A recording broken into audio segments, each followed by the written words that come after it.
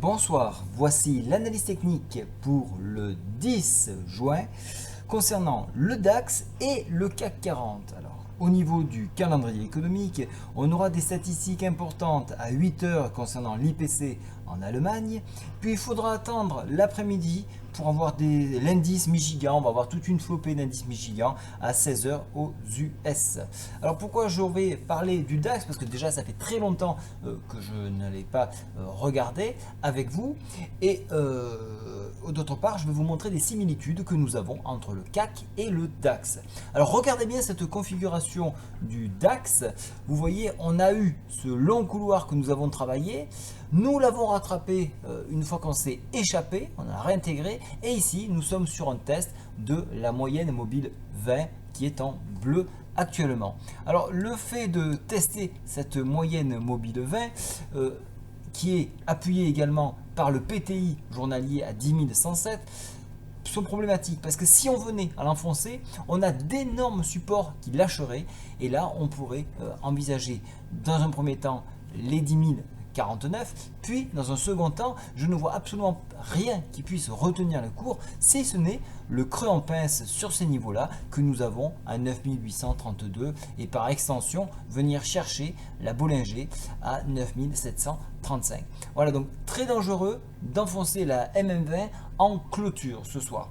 Alors actuellement il est 17h33, donc on vit le fixing ensemble puisque je vous le rappelle c'est à 17h35 on a le fixing en zone euro, mais grâce aux outils que nous disposons sur la plateforme de CMC, on peut aller jusqu'à 22h puisqu'on est sur du CFD.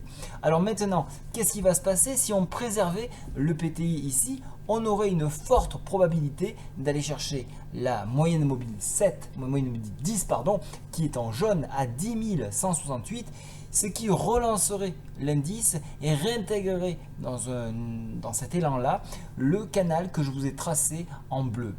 Alors pourquoi on pourrait réintégrer ce canal-là? Tout simplement parce qu'on a baissé de façon exagérée ces derniers jours. On a suffisamment consolidé le stochastique.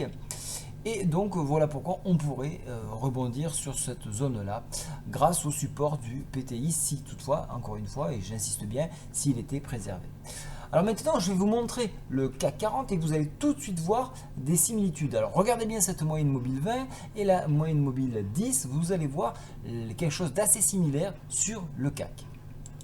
Donc voici le CAC 40, vous le voyez, on plafonne sur la MM10 et on a des supports sur MM20 qui sont en test actuellement à 17h35. On a le PTI hebdo qui a été préservé à 4401, mais il reste encore demain, donc il risquerait d'être encore secoué.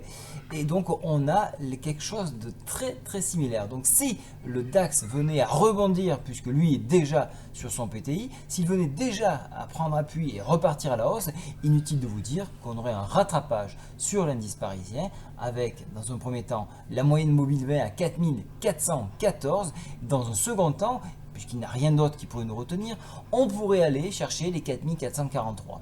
Petite extension 4466, mais elle commence à être beaucoup fragilisée, donc de moins en moins pertinente.